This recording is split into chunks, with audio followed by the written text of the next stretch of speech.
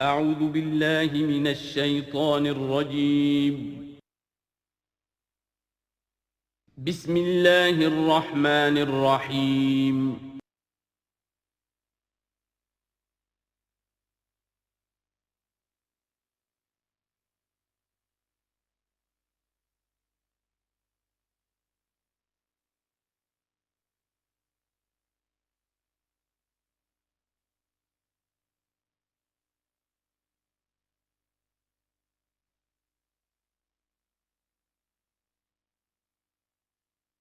ما ننسخ من آیۃ او ننسها نأت بخیر منها او مثلها الم تعلم ان اللہ علی کل شیء قدیر الم تعلم ان اللہ له ملک السماوات والارض وما لکم من دون اللہ من ولی ولا نصیر صدق اللہ العظیم۔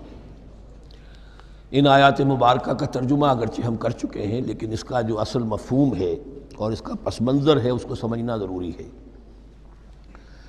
آپ کو معلوم ہے کہ اللہ کا دین آدم سے لے کر این دم تک ایک ہی ہے۔ نوح کا دین، موسیٰ کا دین، عیسیٰ کا دین، محمد کا دین صلی اللہ علیہ وسلم علیہ الصلاۃ والسلام، دین ایک ہی ہے۔ شریعتوں میں فرق رہا ہے، اور یہ فرق جو رہا ہے اس کا اصل سبب یہ ہے کہ نوع انسانی مختلف اعتبارات سے ارتقاء کی مراحل طے کر رہی تھی۔ ذہنی پختگی، شعور کی پختگی، پھر سوشل ایولیوشن، تمدنی ارتقاء، یہ مسلسل جاری تھا۔ لہذا اس ارتقاء کے جس مرحلے میں رسول آئے اسی کی مناسبت سے ان کو تعلیمات دے دی گئیں۔ ان میں وہ حصے بھی تھے کہ جو ایٹرنل ہیں، جو ہمیشہ رہیں گے، اور ایسے بھی تھے کہ جو اس زمانے کی مناسبت سے تھے۔ اب جب اگلا رسول آئے گا تو ظاہر بات ہے کہ ان میں سے کچھ چیزوں میں تغیر و تبدل ہو جائے گا، کچھ چیزیں نئی آ جائیں گی، کچھ پرانی ساقط ہو جائیں گی۔ یہ پرانی چیزوں کا ساقط ہونا یہ کہلاتا ہے ناسخ ہونا، ناسخ و منسوخ کا مسئلہ، کہ وہ حکم منسوخ ہو گیا اور اس کی جگہ پر کوئی اور حکم آ گیا ہے۔ یا تو اللہ تعالیٰ تعین کے ساتھ منسوخ فرماتے ہیں، یا یہ کہ اس شے کو سرے سے لوگوں کے ذہنوں سے زائل کر دیتے ہیں۔ اعتراض یہ کر رہے تھے یہودی کہ اگر تو یہ دین وہی ہے جو موسیٰ کا تھا تو ظاہر بات ہے کہ پھر شریعت پوری وہی ہونی چاہیے۔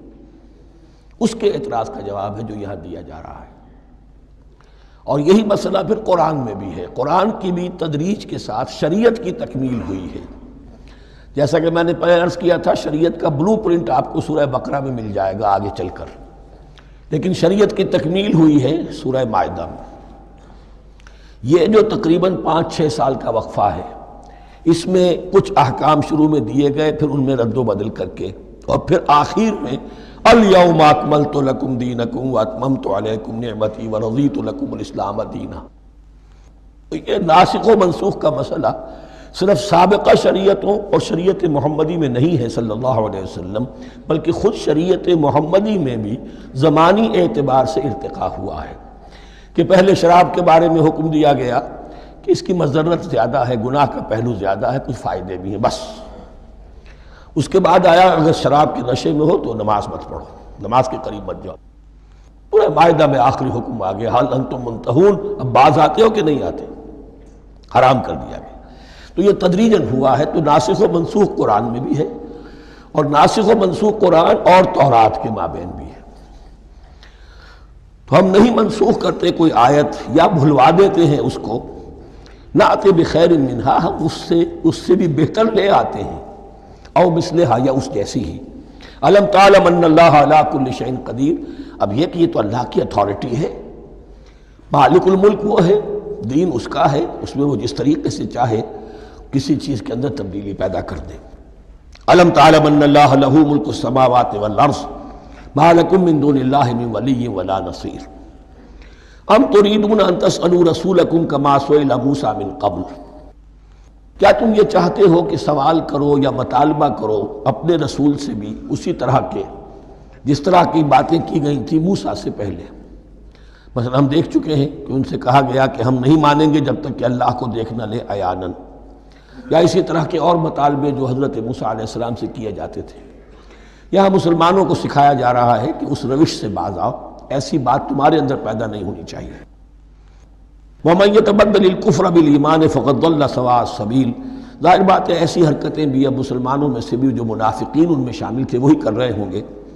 اس لیے فرمایا کہ جو کوئی ایمان کو ہاتھ سے دے کر کفر کو لے لے گا، یعنی منافق چونکہ دو طرفہ ہوتا ہے، اب اس کا بھی امکان ہوتا ہے کہ یکسو ہو جائے کفر کی طرف، اور اس کا بھی امکان ہوتا ہے کہ بالآخر یکسو ہو جائے ایمان کی طرف۔ مذبذبین بین ذالک کی کیفیت میں جو مبتلا ہے، اس کے دو یہ امکانات ہیں۔ تو جو کفر کی طرف جا کر مستقل طور پر راغب ہو گیا اس کا ذکر ہے، وَمَن يَتَبَدَّلِ الْكُفْرَ بِالْإِيمَانِ فَقَدْ ضَلَّ سَوَاءَ السَّبِيلِ، تو وہ تو سیدھی راہ سے بھٹک گیا۔ وَدَّ كَثِيرٌ مِّنْ أَهْلِ الْكِتَابِ لَوْ يَرُدُّونَكُم مِّن بَعْدِ إِيمَانِكُمْ كُفَّارًا، اہل کتاب میں سے بہت سے لوگ ہیں جو چاہتے ہیں کہ کسی طرح لوٹا کر لے جائیں تمہیں تمہارے ایمان کے بعد پھر کفار بنا دیں۔ یہ ایسے ہی ہے کہ جیسے کسی بلی کی دم کٹ جائے تو وہ یہ چاہے گی کہ ساری بلیوں کی دمیں کٹ جائیں کہ وہ کوئی علیحدہ سے نمایاں نہ رہے۔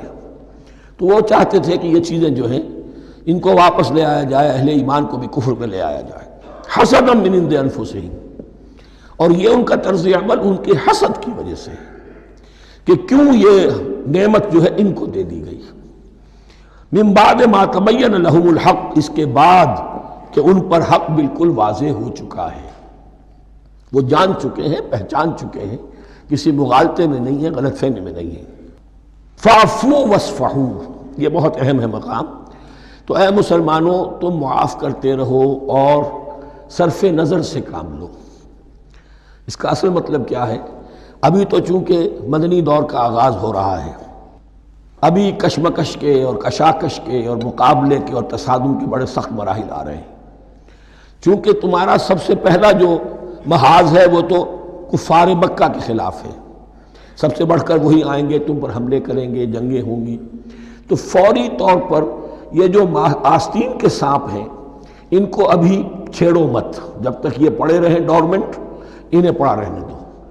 ایک وقت آئے گا، یہاں یوں سمجھیے کہ یہ حکم دیا رہا ہے فی الحال انہیں چھیڑو مت، ان کے طرز عمل کے بارے میں زیادہ توجہ نہ دو، فاعفو، معاف کرتے رہو، درگزر کرتے رہو۔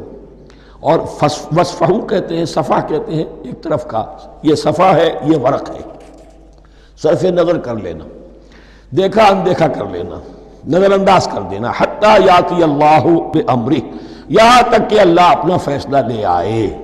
ایک وقت آئے گا کہ پھر مسلمانوں کو غلبہ آخری حاصل ہو جائے گا، اور جب جو یہ باہر کے دشمن ہیں ان سے تم نمٹ لو گے، پھر یہ کہ ان اندرونی دشمنوں کے خلاف بھی تمہیں اب آزادی دی جائے گی کہ ان کو بھی ان کے کیفر کردار تک پہنچا دو۔ ان اللہ علی کل شیء قدیر، یقیناً اللہ ہر چیز پر قادر ہے۔ واقیموا الصلاۃ وآتوا الزکاۃ، نماز قائم رکھو، زکوٰۃ دیتے رہو۔ وما تقدموا لانفسکم من خیر تجدوہ عند اللہ، اور جو کچھ بھی تم خیر میں سے، بھلائی میں سے اپنے لیے آگے بھیجو گے، کوئی مال خرچ کر رہے ہو تو خرچ کہاں ہو گیا؟ وہ تو اللہ کے ہاں ڈپازٹ ہو گیا، جمع ہو گیا۔ وما تقدموا لانفسکم من خیر تجدوہ عند اللہ، اسے اللہ کے پاس پاؤ گے۔ ان اللہ بما تعملون بصیر، یقیناً جو کچھ تم کر رہے ہو اللہ اسے دیکھ رہا ہے۔ وقالوا لن يدخل الجنۃ الا من كان هودا او نصارى، اب دیکھیے جب یہ نئی امت اب تشکیل پا رہی ہے تو یہودی اور نصرانی جو ایک دوسرے کے دشمن تھے مسلمانوں کے مقابلے میں جمع ہو گئے، انہوں نے کہنا یہ شروع کیا، وقالوا لن يدخل الجنۃ، ہرگز نہیں داخل ہوگا جنت میں، الا من کان ہودا او نصارا، سوائے اس کے جو یا تو یہودی ہو یا نصرانی ہو۔ وقالوا لن يدخل الجنۃ الا من کان ہودا او نصارا تلک امانیہم، یہ لفظ دوبارہ آ گیا، یہ ان کی خواہشات ہیں، من گھڑت خیالات ہیں، ان کی وشفل تھنکنگ ہے۔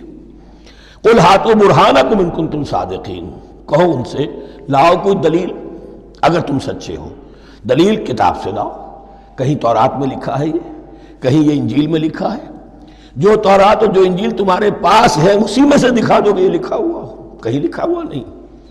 اب یہاں پر وہ یونیورسل ٹروتھ آ رہا ہے، بلا من اسلم وجہہ للہ وہو محسن، کیوں نہیں، ہر وہ شخص کے جو اپنا چہرہ اللہ کے سامنے جھکا دے اور وہ محسن ہو، اس کا رویہ صدق پر، سچائی پر، حسن کردار پر مبنی ہو، سر کا جھکانا منافقانہ نہ ہو، جزوی نہ ہو کہ کچھ مانا کچھ نہیں مانا۔ بلا من اسلم وجہہ للہ وہو محسن فلہ اجرہ عند ربہ، تو اس کے لیے اس کا اجر محفوظ ہے اس کے رب کے پاس۔ فلا خوف علیہم ولا هم یحزنون، نہ ان پر کوئی خوف ہوگا اور نہ ہی وہ حزن سے دوچار ہوں گے۔ یہ دوسری آیت ہے کہ جس سے کچھ لوگوں نے استدلال کیا ہے کہ ایمان بالرسالت ضروری نہیں ہے۔ اب دیکھیے اس کا جواب وہی ہوگا، نمبر ایک تو یہ، ہر جگہ پر ساری چیزیں بیان نہیں کی جایا کرتی، کوئی چیز کہیں بیان کی گئی، کوئی کہیں بیان کی گئی ہے۔ کتاب کو لینا ہے تو پوری کو پوری ایک کتاب کی حیثیت سے۔ دوسرا یہ کہ یہ سارا سلسلہ کرام جو ہے، جو دو بریکٹس کے مابین آ رہا ہے، اس میں پہلے سے ہے وَآمِنُوا بِمَا أَنزَلْتُ مُصَدِّقًا لِمَا مَعَكُمْ وَلَا تَكُونُوا أَوَّلَ كَافِرٍ بِهِ، تو وہ تو ضرب کھا رہی ہے اس پورے کے پورے مضامین کے سلسلے سے جو ان دو بریکٹوں کے درمیان آ رہا ہے۔ اب دیکھیے ایک طرف تو ان کا کہنا یہ تھا کہ جنت میں داخل نہیں ہوگا مگر وہی جو یہودی ہو یا نصرانی ہو۔ اب عمل کیا ہے؟ وَقَالَتِ الْيَهُودُ لَيْسَتِ النَّصَارَىٰ عَلَىٰ شَيْءٍ، یہودی کہتے ہیں نصارہ کی کوئی حیثیت نہیں، کوئی بنیاد نہیں، کوئی جڑ نہیں۔ وَقَالَتِ النَّصَارَىٰ لَيْسَتِ الْيَهُودُ عَلَىٰ شَيْءٍ، اور نصارہ کہتے ہیں کہ یہود کی کوئی بنیاد نہیں، بے بنیاد لوگ ہیں، کوئی حقیقت ان کی حقانیت ہے ہی نہیں۔ وَهُمْ يَتْلُونَ الْكِتَابَ، اور مزہ یہ ہے کہ دونوں ایک کتاب پڑھ رہے ہیں۔ اولڈ ٹیسٹمنٹ تو مشترک ہے یہودیوں میں اور عیسائیوں میں، یہ بہت اہم نکتہ ہے۔ اور جدید عیسائیت میں جو ایک بہت بڑی طاقت ابھر رہی ہے امریکہ میں، وہ ہے کہ جو یہ عیسائیت کو جیوڈائز کر رہی ہے، کیونکہ رومن کیتھولک مذہب جو تھا اس نے تو چونکہ گویا کہ سارا رشتہ توڑ لیا تھا بائبل سے، سارا اختیار پوپ کے ہاتھ میں آ گیا تھا، لیکن پروٹیسٹنٹس نے پھر بائبل کو قبول کیا۔ اب اس کی منطقی انتہا یہ کہ اولڈ ٹیسٹمنٹ کے اوپر بھی اب ان کی توجہ ہو رہی ہے کہ آخر یہ بھی تو ہم مانتے ہیں کہ ہماری کتاب ہے، اور اس میں جو کچھ لکھا ہے اس کو نظر انداز کیسے کر سکتے ہیں۔ ہم نے جو ایک سیمینار کیا تھا امریکہ میں، جس میں ایک یہودی عالم بھی آئے تھے، ایک عیسائی بھی آئے تھے، اور مسلمانوں کی طرف سے بھی ہمارے ایک ساتھی نے بات کی تھی، تو وہاں ایک یہودی عالم نے کہا کہ اس وقت اسرائیل کو سب سے بڑی سپورٹ جو مل رہی ہے وہ ان عیسائیوں سے مل رہی ہے امریکہ میں سے، کہ جو اس وقت ایونجلسٹ کہلاتے ہیں وہاں پر، اور جو ایک بڑا فرقہ بن کر ابھر رہے ہیں۔ بہرحال یہ ان کا طرز عمل ہے۔ وَهُمْ يَتْلُونَ الْكِتَابَ، اور وہ دونوں کے دونوں کتاب کے پڑھنے والے ہیں۔ كَذَلِكَ قَالَ الَّذِينَ لَا يَعْلَمُونَ مِثْلَ قَوْلِهِمْ، اسی طرح کہا تھا ان لوگوں نے کہ جو کچھ بھی نہیں جانتے انہی کی سی بات کہی تھی، یعنی یہ اشارہ ہے مشرکین مکہ کی طرف۔ فَاللَّهُ يَحْكُمُ بَيْنَهُمْ يَوْمَ الْقِيَامَةِ فِيمَا كَانُوا فِيهِ يَخْتَلِفُونَ، تو اللہ تعالیٰ فیصلہ کر دے گا ان کے مابین قیامت کے دن ان تمام باتوں کا جن میں کہ یہ اختلاف کر رہے تھے۔ وَمَنْ أَظْلَمُ مِمَّنْ مَنَعَ مَسَاجِدَ اللَّهِ أَنْ يُذْكَرَ فِيهَا اسْمُهُ وَسَعَىٰ فِي خَرَابِهَا۔ اب دیکھیے یہاں جو بخیہ یہ آیات آ رہی ہیں، تو اگرچہ خطاب تو ہے وہ بریکٹس کے مابین، خطاب میں بنی اسرائیل، لیکن اب یہاں کچھ ریفرنسز اہل مکہ کی طرف شروع ہو گئے ہیں، اور اس کے بعد سے حضرت ابراہیم کا تذکرہ آئے گا، پھر تحویل قبلہ کا ذکر آئے گا۔ تحویل قبلہ میں ظاہر بات ہے کہ وہ قبلہ جو ہے وہ مشرکین مکہ کے قبضے میں تھا اس وقت، اس حوالے سے ریلیونٹ کچھ مضامین جو ہیں اس کی تمہید باندھی جا رہی ہے۔ یہ ساری تمہید ہے جو آگے آنے والا مضمون ہے تحویل قبلہ، جو علامت تھی اس بات کی کہ اب وہ سابقہ امت مسلمہ معزول کر دی گئی اور نئی امت محمد صلی اللہ علیہ وسلم اس مقام پر نصب کر دی گئی، انسٹال کر دی گئی۔ اس کے حوالے سے جو مسئلے اٹھیں گے، اسی لیے قال الذین لا یعلمون مثل قولہم، میں نے عرض کیا کہ یہ مشرکین مکہ کی طرف اشارہ ہے۔ ومن اظلم ممن منع مساجد اللہ یذکر فیہا اسمہ، اس سے بڑھ کر ظالم کون ہوگا جو اللہ تعالیٰ کی مسجدوں سے لوگوں کو روکے کہ وہ اس میں اس کا نام لے سکے۔ چونکہ مشرکین مکہ نے مسلمانوں کو محروم کر دیا تھا حرم سے، اب وہاں جانے کی ان کو اجازت نہیں تھی۔ سن 6 میں حضور گئے بھی ہیں، تب بھی یہ کہ صلح حدیبیہ ہو گئی، واپس آنا پڑا، عمرہ کرنے کی اجازت نہیں ملی۔ سن 7 میں پھر ہوا ہے، تو یہ 7 برس بہت شاہ گزرے ہیں محمد الرسول اللہ صلی اللہ علیہ وسلم اور اہل ایمان پر۔ اب یہاں ذکر ہو رہا ہے ان کا، قریش کا۔ وَمَنْ أَظْلَمُ مِمَّنْ مَنَعَ مَسَاجِدَ اللَّهِ أَنْ يُذْكَرَ فِيهَا اسْمُهُ وَسَعَىٰ فِي خَرَابِهَا، اور وہ اس کی تخریب میں لگے ہوئے ہیں۔ یہ خراب تخریب، یہ تخریب دو طرح کی ہوتی ہے، ایک ظاہری تخریب ہوتی ہے کسی مسجد کو گرا دینا، اور ایک ظاہری نہیں باطنی معنوی ہوتی ہے۔ وہ جو تخریب ہے وہ یہ ہے کہ توحید کی بجائے اسے شرک کا اڈا بنا دیا ہے۔ وہ تو دنیا کے بت قدوں میں پہلا وہ گھر خدا کا، ہم اس کے پاسباں ہیں، وہ پاسباں ہمارا، 360 بت رکھ دیے گئے اس گھر میں لا کر جو ابراہیم نے تعبیر کیا تھا توحید خالص کے لیے۔ وَسَعَىٰ خرابہا، یہ لفظ ذرا نوٹ کر لیجئے، یہ ایک حدیث میں بھی آیا ہے، بڑی دلدوز حدیث ہے، اور میں چاہتا ہوں کہ آپ اسے ذہن میں رکھیں۔ حضور نے فرمایا یوشک ان یاتی علی الناس زمان، اندیشہ ہے کہ لوگوں پر یعنی میری امت پر ایک زمانہ ایسا بھی آ جائے گا، اب گنتے جائیے، لا یبقى من الاسلام الا اسمہ، اسلام میں سے اس کے نام کے سوا کچھ نہیں بچے گا، ولا یبقى من القرآن الا رسمہ، قرآن میں سے اس کے رسم الخط، الفاظ اور حروف کے سوا کچھ نہیں بچے گا، اسی کی اللہ تعالیٰ نے ضمانت دی ہے، یہ محفوظ رہے گا رسم عثمانی۔ مساجدہم عامرۃ، ان کی مسجدیں آباد تو بہت ہوں گی، وہی خراب من الہدی، ہدایت سے خالی ہو جائیں گے، یہ خراب کے لفظ سے، یا خراب من الہدی، وعلماؤہم شر الناس تحت ادیم السماء، اور ان کے علماء آسمان کی چھت کے نیچے کی بدترین انسان ہیں، من عندہم تخرج الفتنۃ وفیہم تعود، فتنہ انہی کے اندر سے برآمد ہوگا اور انہی میں گھس جائے گا، یعنی ان کا کام فتنہ انگیزی، مخالفت، جنگ و جدال، بھڑکانا، اپنے اپنے فرقے کے لوگوں کے جذبات کو بھڑکاتے رہنا اور مسلمانوں کے اندر اختلافات کو ہوا دینا، یہی ان کا کام رہ جائے گا۔ آج جن کو ہم علماء کہتے ہیں ان کی عظیم اکثریت اس کیفیت سے دوچار ہو چکی ہے۔ جب مذہب اور دین پیشہ بن جائے تو کوئی خیر اس میں باقی نہیں رہتا۔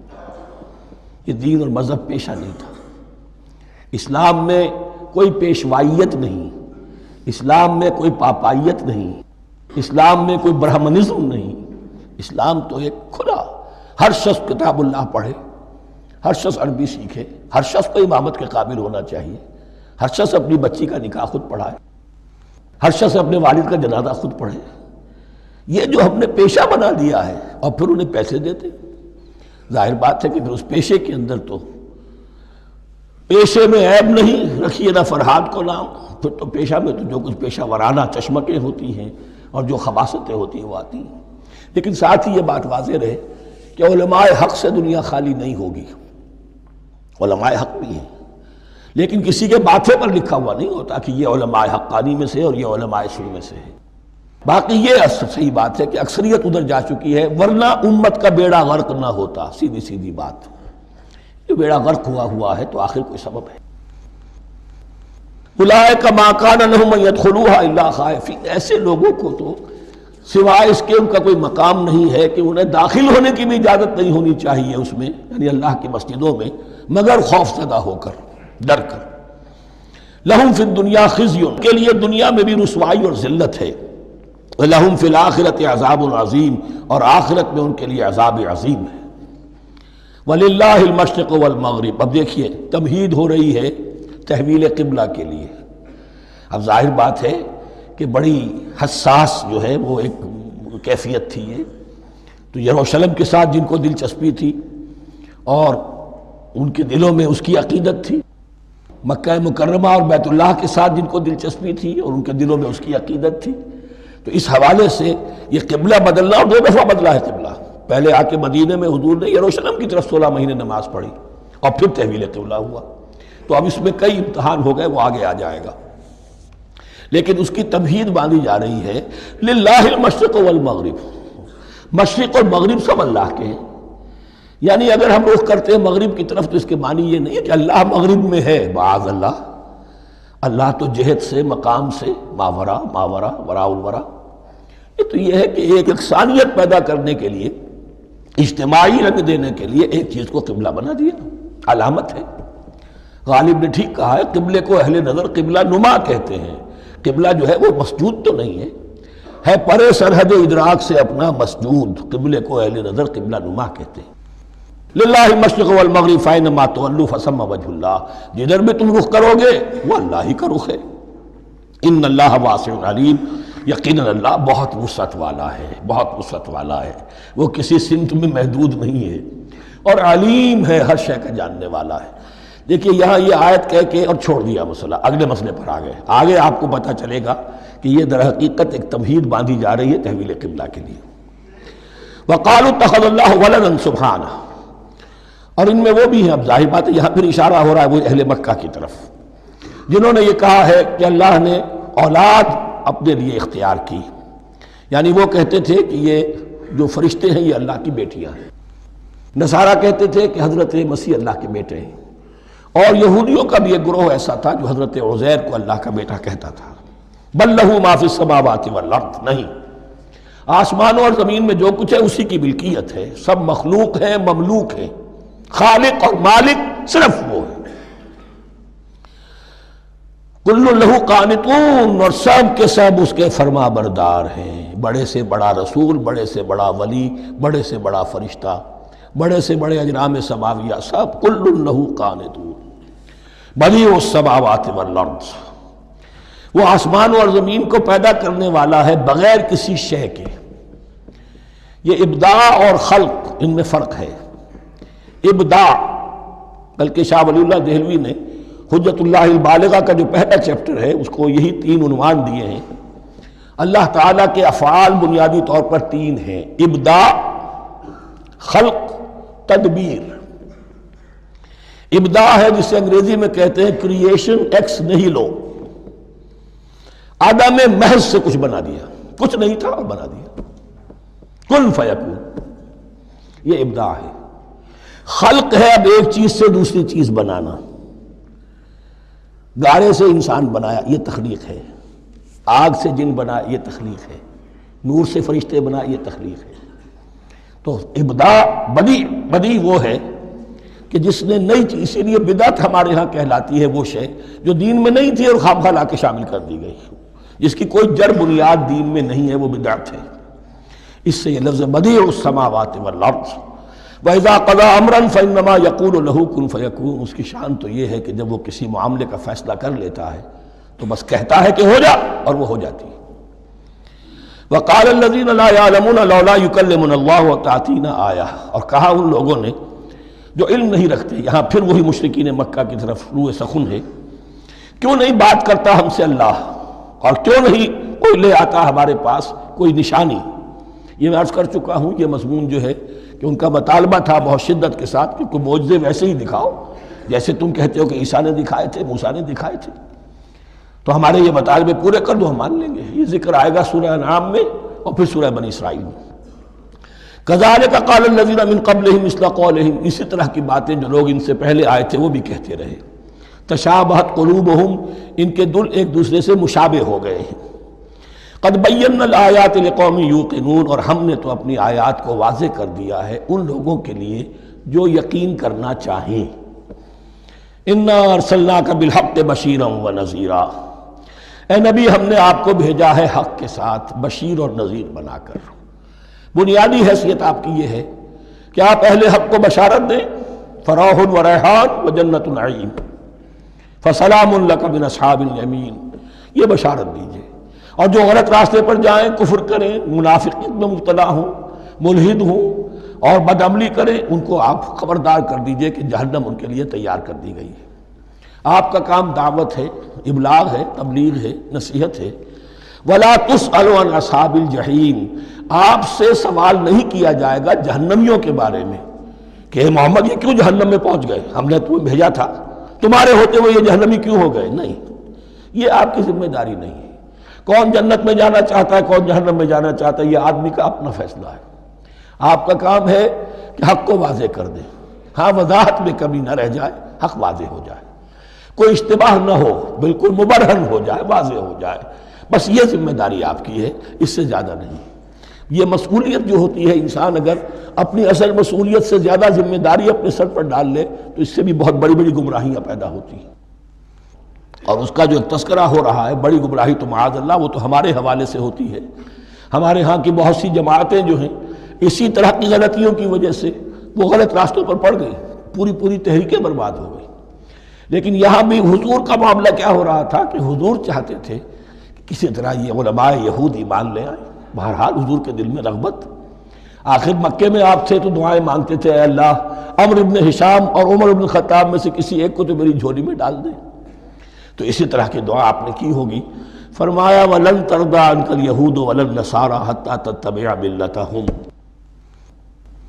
اے نبی کسی مغالطے میں نہ رہیے، ہرگز راضی نہیں ہوں گے آپ سے نہ یہ یہودی اور نہ نصرانی، جب تک کہ آپ پیروی نہ کریں ان کی ملت کی۔ لہذا امید منقطع کر لیجیے، اس لیے کہ زیادہ امید ہو تو مایوسی ہو جاتی ہے۔ اقبال نے بہت خوب کہا ہے بندہ مومن کے بارے میں، جس کی امیدیں قلیل، جس کے مقاصد جلیل۔ مقصد اونچا لیکن امید قلیل رکھیے، اللہ چاہے گا تو ہو جائے گا، نہیں چاہے گا تو میرا کام تو اپنی حد تک اپنا فرض ادا کر دینا ہے۔ اس سے زیادہ کی جو ہے خواہش اپنے دل میں پالیں گے، کسی اجرت پسندی میں گرفتار ہو جائیں گے، کہیں دائیں بائیں ہک اور کرک کے ذریعے سے کہیں پہنچنے کی کوشش کریں گے اور اپنے آپ کو بھی برباد کر دیں گے۔ لن ترضى عنك اليهود ولا النصارى حتى تتبع ملتهم قل ان هدى الله هو الهدى، کہہ دیجئے دیکھو ہدایت تو ہے اللہ کی ہدایت۔ وَلَئِنِ اتَّبَعْتَ أَهْوَاءَهُمْ، اور نبی آپ بھی کان کھول کر سن لیں، اگر آپ نے ان کی خواہشات کی پیروی کی، یہاں ہم جوڑ دیں گے الفاظ بالفرض بفرض محال، اگر آپ نے ان کی خواہشات کی پیروی کی کہ کچھ چلو لے دو کر معاملہ کر لو، کچھ ان کی بات مانو، کچھ اپنی بات منوا لو۔ یہ مکے میں بھی قریش کی طرف سے بھی آیا تھا کہ کچھ اپنی بات منوا لیجئے، کچھ ہماری مانی، کمپرومائز کیجئے۔ اب ظاہر بات ہے کہ یہاں اب یہود کے ساتھ یہی معاملہ ہے۔ وَلَئِنِ اتَّبَعْتَ أَهْوَاءَهُمْ بَعْدَ الَّذِي جَاءَكَ مِنَ الْعِلْمِ مَا لَكَ مِنَ اللَّهِ مِنْ وَلِيٍّ وَلَا نَصِيرٍ، اور اگر بفرض محال آپ نے پیروی کی ان کی خواہشات کی، اس کے بعد کہ آپ کے پاس علم آ چکا، تو نہیں ہوگا کوئی بھی اللہ کے مقابلے میں آپ کے لیے کوئی مددگار یا حمایتی۔ معاذ اللہ معاذ اللہ، حق کی تلوار بڑی ننگی ہے، اور یہاں اللہ کا عدل یہ فرد سے فرد تک بدلتا نہیں ہے، نہ امت سے امت کی طرف بدلے گا، قوم اور کسی اور قوم سے ایک معاملہ، کسی دوسری قوم سے کوئی اور معاملہ نہیں۔ اللہ کے اصول ہیں، اللہ کے قوانین ہیں، اس کی فطرت ہے، فطرت اللہ التی فطر الناس علیہا، پھر یہ کہ اس کی سنت ہے، لن تجد لسنت اللہ تحویلا ولن تجد لسنت اللہ تبدیلا۔ الذین آتیناہم الکتاب یتلونہ حق تلاوتہ، وہ لوگ کہ جنہیں ہم کتاب دیتے ہیں وہ اس کی تلاوت کرتے ہیں جیسا کہ اس کی تلاوت کا حق ہے۔ اس پر میں نے اپنے کتابچے میں بحث کی ہے، تلاوت کا اصل حق کیا ہے۔ مسلمانوں پر قرآن مجید کے حقوق نامی کتابچہ، اب یہاں پہ تفصیل سے بیان کرنے کا وقت نہیں ہے، لیکن ایک بات جان لیجئے کہ تلاوت کا لفظ جو قرآن کے لیے قرآن نے اختیار کیا، یہ بڑا ذو معنیین ہے۔ تلا یتلو ہم اسے بھی کہتے ہیں پڑھنا، اور تلا یتلو کسی کے پیچھے پیچھے چلنے کو کہتے ہیں۔ والشمس وضحاها والقمر اذا تلاها، سورج کے بعد پیچھے آتا ہے چاند۔ تو یتلو کے معنی کیا ہے؟ when you are reading the book you are following the text۔ بعض لوگوں کو دیکھا ہوگا انگلی ان کی چلتی ہے ساتھ ساتھ، وہ بیچارے جو زیادہ ماہر نہیں ہیں تو تاکہ نگاہ ادھر سے ادھر نہ ہو جائے، ایک سطر سے دوسری سطر پر نہ پہنچ جائے، انگلی بھی ساتھ ساتھ پھیرتے ہیں، تو فالوئنگ دی ٹیکسٹ۔ لیکن اس تلاوت کا اصل حق کیا ہوگا؟ جب آپ اس کتاب کو فالو کریں، اسے اپنا امام بنائیں، اس کے پیچھے چلیں، اس کا اتباع کریں، اس کی پیروی کریں، جس کی کہ دعا ہم کرتے ہیں وَاجْعَلْهُ لَنَا إِمَامًا وَنُورًا وَهُدًى وَرَحْمَةً، تو اللہ تو بنائے گا ہمارا امام اس کو اسی وقت جب کہ ہم فیصلہ کر لیں کہ ہم اس کتاب کے پیچھے چلیں گے۔ الذین آتیناہم الکتاب یتلونہ حق تلاوتہ اولئک یؤمنون بہ، جو اللہ کی کتاب کی تلاوت کا حق ادا کریں اور اس کی پیروی بھی کریں، وہی ہیں جو اس پر ایمان رکھتے ہیں۔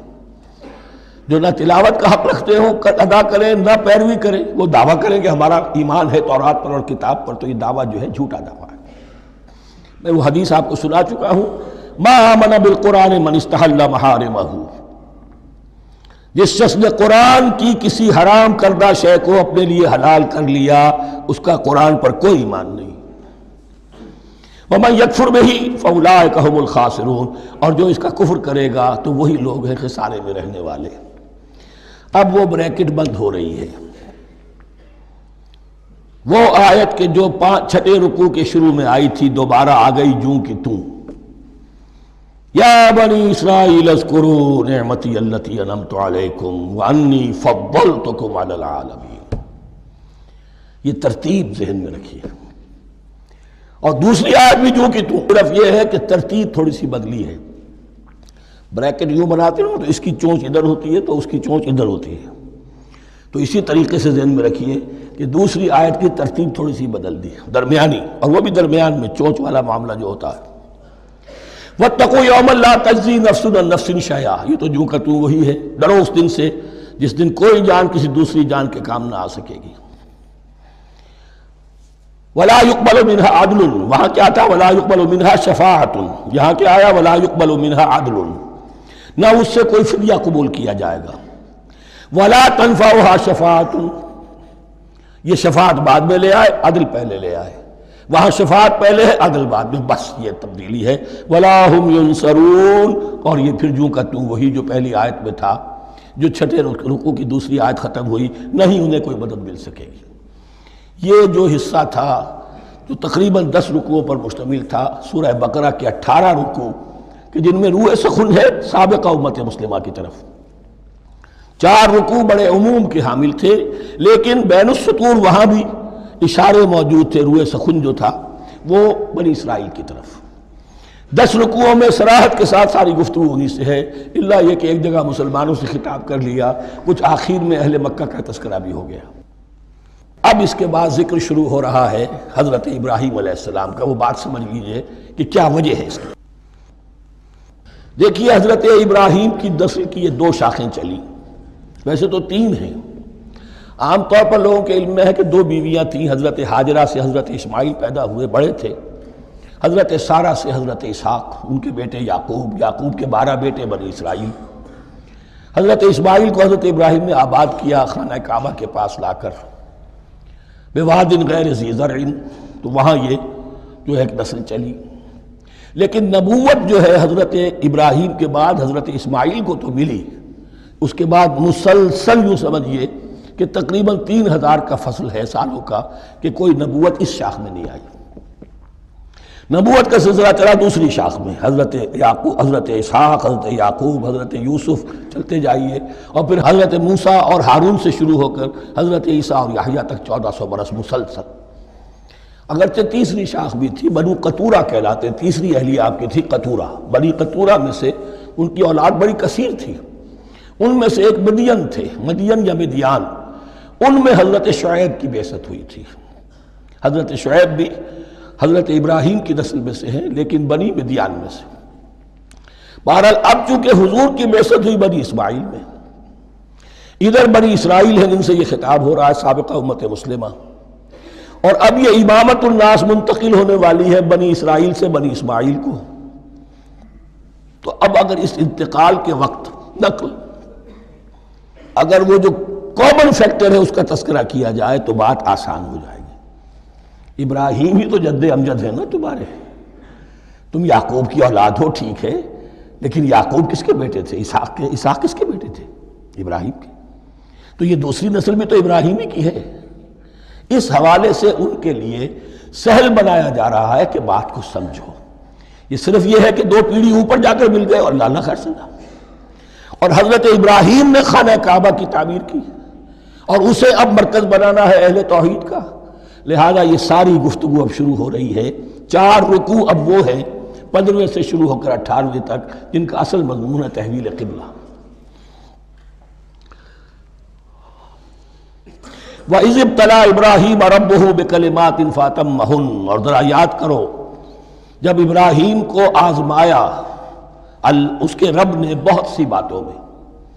میرا ایک کتاب چاہے حضرت ابراہیم کی شخصیت پر، حج اور عید الاضحیٰ اور ان کی اصل روح، اور اس میں ایک تحریر ہے ایک تقریر ہے، جو تحریر ہے وہ مجھے بہت پسند ہے کہ کیسے کیسے امتحان آئے ہیں حضرت ابراہیم علیہ السلام پر۔ فاتمہن، اب یہ ایک جملے میں ایک پوری داستان ہے، اس نے ان سب کو پورا کیا، سب میں پاس ہو گیا، ہر امتحان سے کامیابی کے ساتھ with flying colors ہر امتحان سے نکلے۔ قال انی جاعلک للناس اماما، تب ہم نے کہا اے ابراہیم اب میں تمہیں نوع انسانی کا امام بنانے والا ہوں۔ قال ومن ذریتی، انہوں نے کہا اور میری نسل کے بارے میں بھی یہ وعدہ ہے کہ نہیں؟ قال لا ینال عہد الظالمین، فرمایا میرا یہ عہد ظالموں سے متعلق نہیں ہوگا۔ مطلب کیا ہوا کہ تمہاری نسل میں سے جو صاحب ایمان ہوں گے، نیک ہوں گے، سیدھے راستے پر چلیں گے، ان سے ہمارا وعدہ ہے، لیکن نسلیت کی بنیاد پر نہیں ہے کہ جو بھی تمہاری نسل میں سے لازماً وہ اس وعدے کا مصداق بن جائے۔ وَإِذْ جَعَلْنَا الْبَيْتَ مَثَابَةً لِلنَّاسِ وَأَمْنًا، اور یاد کرو جب کہ ہم نے گھر کو، اپنے گھر کو، بیت اللہ کو قرار دے دیا لوگوں کے لیے زیارت کی جگہ، لوٹ کے آنے، لوٹ کر آؤ، حج کرو، مثابۃ للناس وامنا، اور اسے امن کا گھر قرار دے دیا۔ واتخذوا من مقام ابراہیم مصلی، اور ہم نے حکم دیا کہ مقام ابراہیم کو اپنی جائے نماز بنا لو، نماز پڑھنے کی جگہ بنا لو۔ آج کل تو بعض علماء نے یہ کہا ہے کہ مقام ابراہیم سے مراد کوئی خاص پتھر نہیں ہے، بلکہ اصل میں وہ تو پوری جگہ جو تھی وہ مقام ابراہیم، حضرت ابراہیم وہاں آباد ہوئے تھے۔ لیکن صحیح بات وہی ہے جو ہمارے سلف سے چلی آ رہی ہے، روایات پختہ ہیں اس کے بارے میں کہ جس طریقے سے حجر اسود جنت سے آیا ہے، ایسے ہی یہ بھی ایک پتھر تھا کہ جو جنت سے لایا گیا حضرت ابراہیم کے لیے جب وہ تعمیر کر رہے تھے، کوئی اور ذرائع تو ابھی تھے ہی نہیں، اس کے اوپر وہ کھڑے ہوتے تھے اور یہ پتھر ہی اونچا ہوتا جاتا تھا خود۔ اب جیسے جیسے تعمیر اوپر جا رہی ہے تو اس کے لیے یہ پتھر اونچا ہوتا تھا، وہ پتھر ہے جو مقام ابراہیم اب بھی محفوظ ہے، اور وہاں پر پھر طواف کر کے کعبے کا مکمل، پھر اس کے آس پاس جو ہے 2 رکعت جو ہے وہ ادا کی جاتی ہے نماز۔ وَعَهِدْنَا إِلَىٰ إِبْرَاهِيمَ وَإِسْمَاعِيلَ أَن طَهِّرَا بَيْتِيَ لِلطَّائِفِينَ وَالْعَاكِفِينَ وَالرُّكَّعِ السُّجُودِ، اور ہم نے عہد لے لیا تھا ابراہیم اور اسماعیل سے کہ تم دونوں ہمارے اس گھر کو، بیتیا میرے اس گھر کو پاک رکھو۔ اب یہ تطہیر بھی دونوں طرح کی ہوگی، ظاہری صفائی بھی ہو، گند نہ ہو، تاکہ زائر آئیں تو ان کے دلوں میں جو کدورت پیدا نہ ہو، کوفت نہ ہو، کھلی فضا ہو، صاف رکھو۔ اور تطہیر باطنی، وہاں توحید کا چرچا ہو، کوئی اور کفر اور شرک جو ہے وہ نہ آنے پائے۔ ان طہرا بیتی للطائفین والعاکفین، طواف کرنے والوں کے لیے، اعتکاف کرنے والوں کے لیے، والرکع السجود، اور رکوع اور سجود کرنے والوں کے لیے۔ وَإِذْ قَالَ إِبْرَاهِيمُ رَبِّ اجْعَلْ هَٰذَا بَلَدًا آمِنًا وَارْزُقْ أَهْلَهُ مِنَ الثَّمَرَاتِ مَنْ آمَنَ مِنْهُمْ بِاللَّهِ وَالْيَوْمِ الْآخِرِ، اور یاد کرو جب کہ ابراہیم نے کہا تھا اے میرے پروردگار اس گھر کو امن کی جگہ بنا دے، اور اس کے رہنے والوں، اس کے ہاں آباد ہونے والوں کو یعنی بنی اسماعیل کے لیے ان کو رزق عطا فرما، میووں کا اور پھلوں کا۔ من آمن منہم باللہ والیوم الآخر، اب یہاں حضرت ابراہیم خود رک گئے کہ میں اپنی ساری اولاد کے لیے یہ دعا نہ کروں، اس لیے کہ وہاں روک دیا گیا تھا لا ینال عہد الظالمین، تو جو بھی ان میں سے ایمان اور عمل صالح والے ہوں اور یوم آخر پر ایمان رکھتے ہوں، اجعل هذا البلد آمنا وارزق اهله من الثمرات من آمن منهم باللہ والیوم الآخر۔ اب یہاں دیکھیے اللہ تعالیٰ نے گویا کہ ہم کہیں گے ازرہ شفقت مسکراتے ہوئے گویا کہ فرمایا کہ ابراہیم قال ومن کفر، تمہاری اولاد میں سے جو کفر کرے گا فأمتعه قلیلا، اس کو بھی میں دنیا کا ساز و سامان تو دوں گا، امامت میں شامل نہیں کر سکتا، لیکن یہ کہ دنیاوی طور پر مال و متاع جو ہے وہ ان کو بھی میں دوں گا۔ ومن کفر فأمتعه قلیلا ثم اضطره الى عذاب النار، ہاں پھر اسے کشاں کشاں لے آؤں گا جہنم کے عذاب کی طرف، وبئس المصیر، اور وہ بہت ہی بری جگہ ہے لوٹنے کی۔ وَإِذْ يَرْفَعُ إِبْرَاهِيمُ الْقَوَاعِدَ مِنَ الْبَيْتِ وَإِسْمَاعِيلُ، اور یاد کرو جب کہ ابراہیم اٹھا رہے تھے ہمارے گھر کی بنیادوں کو، اور اسماعیل، باپ بیٹا دونوں لگے ہوئے تھے۔ یہاں لفظ جو قواعد آیا ہے اس کو نوٹ کیجئے، قواعد قاعدے کی جمع ہے اور یہ بنیادوں کو کہا جاتا ہے، اور اس میں اشارہ ہے حضرت ابراہیم اصل معمار اور بانی نہیں ہے کعبے کے، کعبہ بنایا ہے حضرت آدم نے، ان اول بیت وضع للناس للذی بمکہ، پہلا گھر۔ اب کیسے ممکن تھا حضرت آدم علیہ السلام کے زمانے سے لے کر اور حضرت ابراہیم تک کم و بیش جو ہے 4000 برس ہے، عام اندازہ جو ہے تورات کا اگر آپ لگائیں تو کوئی مسجد نہیں بنی ہوگی کیا؟ یہ پہلا گھر ہے، پہلا وہ گھر خدا کا۔ تو اس کی بنیادیں رہ گئی تھیں، باقی وہ امتداد زمانہ سے، اور چونکہ یہ سیلاب کا راستہ تھا، سیلاب کی وجہ سے وہ سب جو ہے دیواریں بہہ گئی تھیں، صرف بنیادیں تھیں۔ ان بنیادوں کو پھر وَإِذْ بَوَّأْنَا لِإِبْرَاهِيمَ مَكَانَ الْبَيْتِ، یہ سورہ حج میں جا کر مضمون تفصیل سے آئے گا۔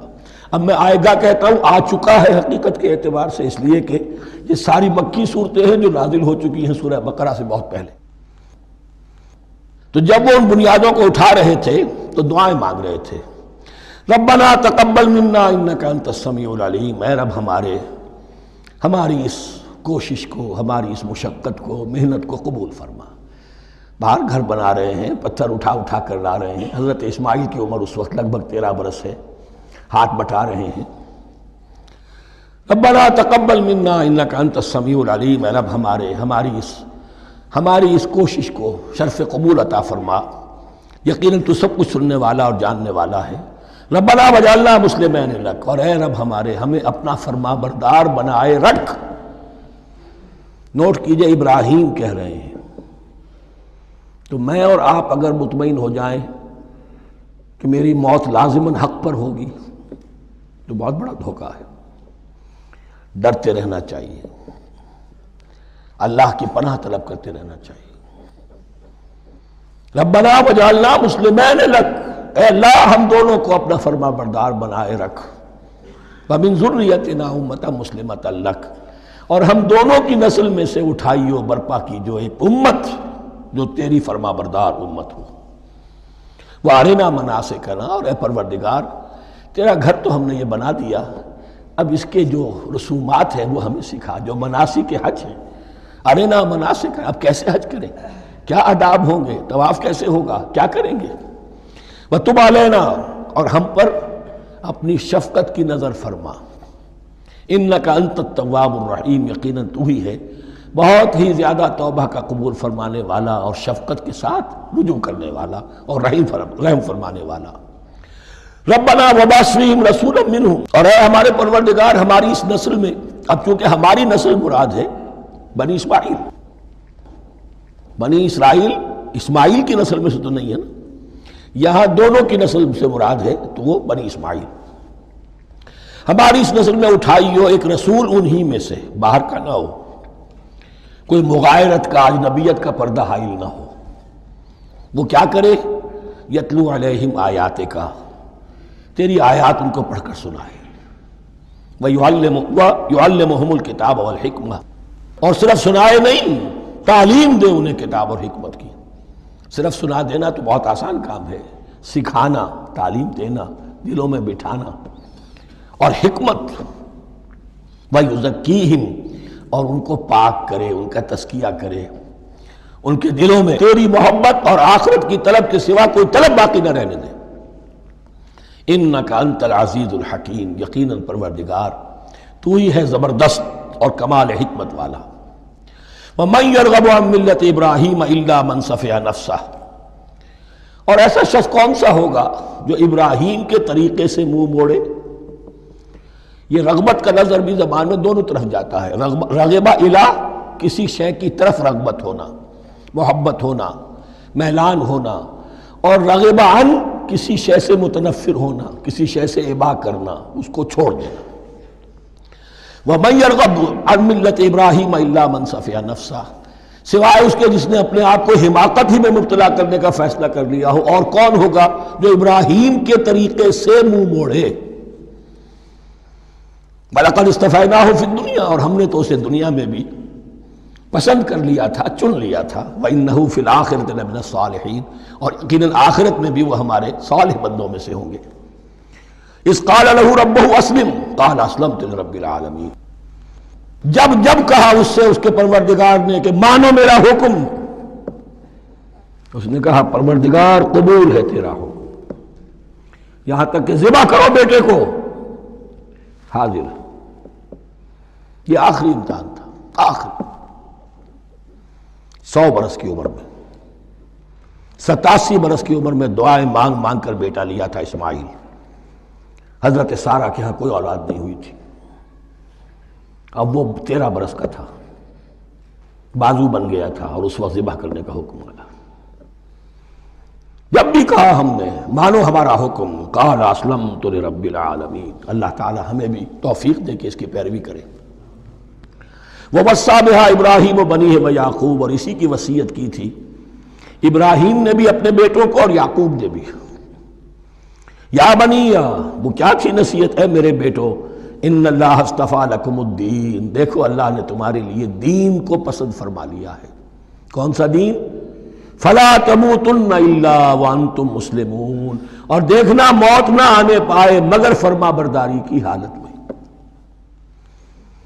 یہی بات آئے گی سورہ آل عمران میں مسلمانوں سے خطاب کر کے، یا ایھا الذین آمنوا اتقوا اللہ حق تقاتہ ولا تموتن الا وانتم مسلمون، اور ان الدین عند اللہ الاسلام ومن یبتغ غیر الاسلام دینا فلن یقبل منہ۔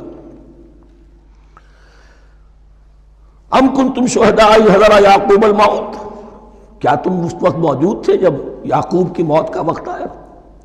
جب آدم کی یعقوب پر موت، یہ لفظی ترجمہ ہوگا، اذ حضر یعقوب الموت اذ قال لبنیہ ما تعبدون من بعدی، حضرت یعقوب نے اپنے سارے بیٹوں کو جمع کیا، 12 کے 12، اور مصر میں پہنچ چکے تھے یہ حضرت یوسف علیہ السلام کے ذریعے سے، جو سورہ یوسف میں ساری کہانی آئے گی، وہاں انتقال ہوا۔ تو انہوں نے اپنے بیٹوں کو جمع کیا، اذ قال لبنیہ ما تعبدون من بعدی، میرے بعد تم کس کی پوجا کرو گے، کس کی پرستش کرو گے؟ یہ بات نہیں تھی کہ انہیں معلوم نہیں تھا، لیکن یہ کہ ایک میثاق، قول و قرار اور پختہ کرنے کے لیے۔ قالوا نعبد الہک و الہ آبائک ابراہیم و اسماعیل و اسحاق، انہوں نے کہا کہ ہم پوجیں گے، بندگی کریں گے، پرستش کریں گے آپ کے معبود کی اور آپ کے آبا ابراہیم، اسماعیل اور اسحاق کے معبود کی، اور یہ کوئی مختلف معبود نہیں ہے، الہ واحدہ، وہ تو ایک ہی الہ ہے۔ وَنَحْنُ لَهُ مُسْلِمُونَ، ہم اس کے لیے اس کے سامنے سر جھکاتے ہیں، اسی کی فرما برداری کا اقرار کرتے ہیں۔ تِلْكَ أُمَّةٌ قَدْ خَلَتْ، یہ آیت 2 مرتبہ آئے گی اسی رکوع میں۔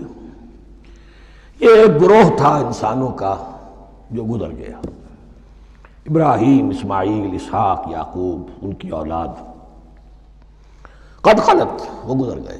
لہا ما کسبت ولکم ما کسبتم، ان کے لیے تھا جو انہوں نے کمایا، اور تمہارے لیے ہوگا جو تم کماؤ گے۔ یعنی یہاں پدرم سلطان بود کا کوئی مقام نہیں ہے، ہر شخص کے لیے اپنا عمل، اپنا ایمان، اپنی کمائی۔ وَلَا تُسْأَلُونَ عَمَّا كَانُوا يَعْمَلُونَ، تم سے یہ نہیں پوچھا جائے گا کہ وہ کیا کرتے تھے، تم سے پوچھا جائے گا تم کیا کر کے لائے ہو۔ تو راچے ہے، پدرم سلطان بود تو راچے ہے، تم کیا ہو بھائی، تو اپنی بات کرو، باپ تمہارا سلطان تھا، ہوگا۔ وَقَالُوا كُونُوا هُودًا أَوْ نَصَارَىٰ تَهْتَدُوا، لیکن اس پس منظر میں اب ان کی خباثت کو نمایاں کیا جا رہا ہے کہ یہ تو تھی وصیت ابراہیم کی اور یعقوب کی، اور اس وقت کے یہود و نصارہ کا کیا رویہ ہے؟ قَالُوا كُونُوا هُودًا أَوْ نَصَارَىٰ تَهْتَدُوا، وہی متحدہ محاذ حضور کے خلاف۔ یا تو یہودی، انہوں نے کہا کہ یا یہودی ہو جاؤ یا نصرانی تو ہدایت پر ہو جاؤ گے۔ قُلْ بَلْ مِلَّةَ إِبْرَاهِيمَ حَنِيفًا، کہہ دیجئے نہیں، بل نتبع، ہم تو نتبع یہاں پر محذوف مانیے، بل نتبع ملت ابراہیم حنیفہ، نہیں، ہم تو پیروی کریں گے ابراہیم کے طریقے کی، بالکل یکسو ہو کر۔ وما کان من المشرکین، اور وہ مشرکوں میں سے نہیں تھے۔ قولوا آمنا باللہ، اب یہاں مسلمانوں کو حکم دیا جا رہا ہے، دیکھو تم ان کے جو کچھ وہ کہتے ہیں اس کے جواب میں تم یہ کہو، قولوا کہو آمنا باللہ، ہم ایمان رکھتے ہیں اللہ پر، وما انزل الینا، اور جو کچھ نازل کیا گیا ہماری جانب، وما انزل الی ابراہیم و اسماعیل و اسحاق و یعقوب، اور جو کچھ نازل کیا گیا ابراہیم اور اسماعیل اور اسحاق اور یعقوب کی طرف، والاسباط، اور ان کی اولاد کی طرف، وما اوتی موسیٰ و عیسیٰ، اور جو کچھ دیا گیا موسیٰ کو اور عیسیٰ کو، وما اوتی النبیون من ربہم، اور جو کچھ دیا گیا تمام نبیوں کو ان کے رب کی طرف سے، لا نفرق بین احد منہم، ہم ان میں سے کسی کے مابین تفریق نہیں کرتے، ہم سب کو مانتے ہیں۔ دیکھیے ایک ہے تفضیل، کسی کو ایک کو زیادہ افضل سمجھنا دوسرے سے، یہ اور بات ہے، وہ تو سورہ آل عمران میں آئے گا تلک الرسل فضلنا بعضهم علی بعض۔ تفریق یہ کہ ایک کو مانے ایک کو نہ مانے، ان رسولوں میں سے ایک کا انکار سب کا انکار ہے۔ لا نفرق بین احد منہم ونحن له مسلمون، اور ہم نے تو اسی کی فرما برداری کا قلادہ اپنی گردن میں ڈال دیا ہے۔ فَإِنْ آمَنُوا بِمِثْلِ مَا آمَنْتُمْ، پھر اے مسلمانوں اگر یہ بھی ایمان لائے یہود اور نصارہ بالکل اسی طرح جیسے تم ایمان لائے ہو، نو کمپرومائز،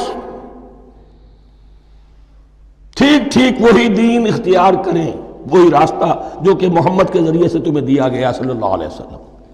فَإِنْ آمَنُوا بِمِثْلِ مَا آمَنْتُمْ بِهِ فَقَدْ اهْتَدَوْا، تب وہ ہدایت پر ہوں گے۔ وَإِنْ تَوَلَّوْا، اور اگر وہ پیٹھ موڑ لیں، فَإِنَّمَا هُمْ فِي شِقَاقٍ، تو اس کے معنی یہ ہیں کہ وہ زدم زدہ میں اور دشمنی کے اندر وہ مبتلا ہو چکے ہیں۔